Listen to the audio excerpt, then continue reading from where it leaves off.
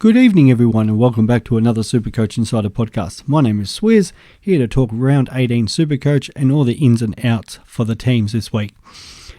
Thank you to everybody that tuned in this week with my discussion with Benny about all the team strategy coming up for the end of the season. And also check out our latest podcast, which is with Abdul, the number 2 ranked person in Supercoach. Had a great chat about his journey. Definitely had some good laughs with it. He hasn't made all the best decisions this year, but definitely has made some very good ones. So some interesting strategy to talk. And hopefully that'll give people some tips going on for the rest of the year and also into next season. As always, check us out on YouTube, Spotify, Stitcher, and Twitter. Supercoach Insider 100 for our podcast account, or Swiz26 for me directly. And as always, thank you to our sponsors, Splash Vodka, Earn You, and Manscaped. Please support them as they support us, and we really do appreciate their support. Starting off with me this week, 24-40, which was great, except for the Neil decision, captaining him and not taking Oliver's score. So 1,712 overall for the week. Moved up 228 spots to 635, so steadily creeping up on Benny Boy there. And I've currently got 3 trades, no trades used last week, but there will be 2 this week. Dirksen for the GWS goes out, and that comes in for Weir, and out is Rosas. Unfortunately, that massive -8 and getting subbed, it's really hurt his cash last week, 45k out. So I would have loved, I was hoping he scored, maybe a 50 or a 60, could have turned him possibly into a Gorn or Darcy at worst, but Goldstein's the one that's going to come into the ruck line, and now I'm banking on hopefully Gorney just doesn't go as strong on the run home there. Goldie's got a couple of soft matchups, and hopefully with those matchups he can be a bit of a point of difference. He also has that ruck forward status. So the big thing with me is Clayton Oliver, as we all know, is now out, and so I've got Josh Dunkley there going into the forward line. Next week Oliver comes back in. Dunkley comes into the forwards. Then I can loophole a player, like maybe it's a Darcy Cameron, maybe it's a Himmelberg, or I could move Darcy Cameron with Teakle, loophole Goldstein and a Darcy Cameron, or even I could go Darcy Cameron on field, Himmelberg then can go with Dirksen, Himmelberg and Jaden Short can loophole. So it opens up a lot of options, but that's only if everyone's playing. If somebody's out, it does give me that option to move players around. So, I should say Short miss for a week, touch wood, Himmelberg goes down up there. So it does give me some cover in lines, which I'm happy to use those 2 trades to do that. Leaves me with 1 trade, one more than Abdul at the moment. So I know quite a few people are really running the gauntlet, so that'll be me in case I get the top long-term injury. If I happen to get 2 long-term injuries, well, it's just that loophole player covers. So hopefully, like this week with Oliver, and talking to Abdul, he's in the same sort of situation there. These highly owned players, missing a week is fantastic for people who have loophole options. And when we go some of these ins and outs, people will understand that some people are facing donuts because there's some important, more rookie outs. Because I think a few people were hoping that these rookie players could cover their donuts this week for Oliver in particular. So straight into it, Bulldogs St Kilda in Bailey Smith. I'm just going to sort of cover the main people here. So Bailey Smith and Josh Bruce back. Bernardo's out. And that's important because some people were banking on Bernardo to be that rookie. Come in, Bruce coming back in, and the fact that they still have Sweet and English hopefully means Bont gets a bit more midfield time. Bailey Smith currently named in the forward line with Bont, but you'd expect Bailey Smith to have midfield time as well as Bont there. So that's what we're banking on. No big ins or outs for the Saints. Some people were hoping Mitchie Owens would play, but he is not. It's in a bit of an annoying spot as the Friday night. Can't even sort of use him as a loophole option there. But we do have Clary, so that's an easy one this week. So that's my Josh Dunkley there. Hopefully he doesn't pull out. He did miss training yesterday, so that's a must watch for everybody. As a possibility as a late out, but hopefully fingers crossed it isn't the case. Saturday, Adelaide Collingwood. Mitchie Hinge is back, but I don't think many people still own him. Matt Crouch has been dropped, so from a footy perspective, interesting to see how his career plays out, especially through the trade period. His brother obviously went to St Kilda, so it'd be interesting to see what team wants an inside mid that can sort of rack up that sort of 30 possessions. There's a few teams out there that probably do need a little bit more midfield, that sort of depth and getting some possessions, or somebody who can just find the ball. Too good to play Sandful. Is he good enough to play AFL? Yeah, well, I think he probably is, but just at what team. And for the Pies, Ash Johnson makes his debut, so good luck to him. Taylor Adams is out injured for those who might have him in draft. You've got the GWS. Oh, and the big one there is Brodie Grundy is not named. So, yeah, if we still get another week of Darcy Cameron doing the ruck work, he has been named in the ruck line. Mason Cox up forward. Giants vs Brisbane. Jacob Hopper's back, and Whitfield is out. Obviously, with all these ins and outs, there's a lot more ins and outs relevant. The Lions have got 6 ins, about 8 outs at the moment.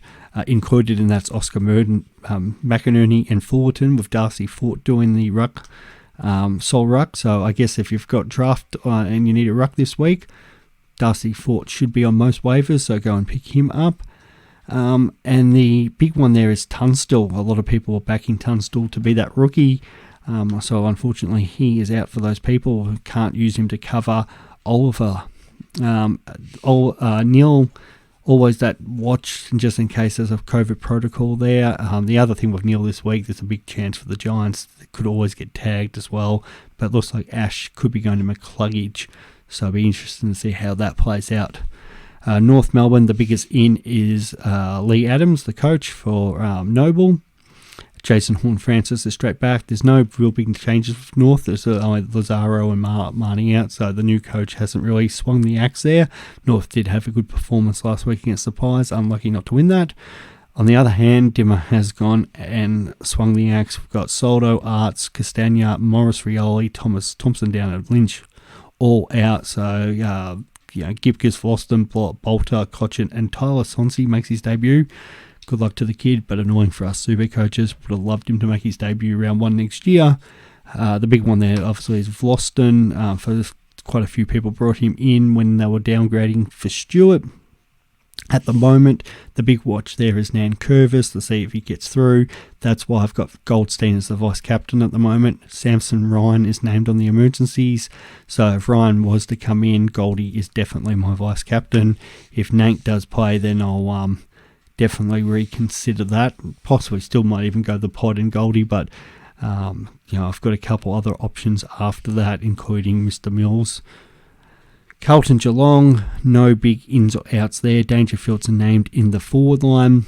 You got Fremantle, Sydney. Again, probably the biggest in there is for the Swans. In Hickey, out Laddams. So that means Darcy. A few people are hoping that the Swans would have a non-ruck up against Darcy this week. And unfortunately for them, it hasn't been the case. Darcy's still good enough to go sort of that 110, 120 anyway. But yeah, if he was up against sort of Reed or Amati or anyone like that, he could have had a bit of a field day this week. So yeah, still an option there for a VC or captain. I know a few people are talking about more the VC, I'd say. Extended squads for the Hawks and the Eagles. Witherden's back in on the extended bench. Jai Cully has been brought in and is named on field. Nick Natanui's out injured. Willie Rioli with those personal reasons. Condolences to the Rioli family. Jai Sarong is a new player, but I think he's named on the extended bench, which he is. So it'll be interesting to see if he gets a game or not. Melbourne Port, that's up in the Northern Territory. So Clayton Oliver's the big out there. And Port, nothing to really say there. Pickett's been named in the midfield, so it'll be interesting to see if that happens. But Pickett or James Jordan could be really good waiver people this week in your draft leagues. And the last game is Essendon Gold Coast. Redmond's back for the for the Bombers. Jai Menzies in, but I don't think he'll play. Extended benches and Rankin McPherson back in, so it'd be interesting to see who makes their final cut. The Suns actually seem to have that each week. They have sort of 6 or 7 really strong options, and somebody always half decent is missing out on a game. D'Ambrio's is named on the extended bench at the moment in the 5th spot, so those who are needing him to cover something. And outside of that, I think Hobbsy is named. Yeah, Hobbsy is also named on that extended bench for those who are keeping him to cover Oliver. You would expect him to play, but we won't know more about that until Friday evening. The Essendon Gold Coast game is the most, probably best position for your captain this week. Zach Merritt, Took, even Witts up against Draper.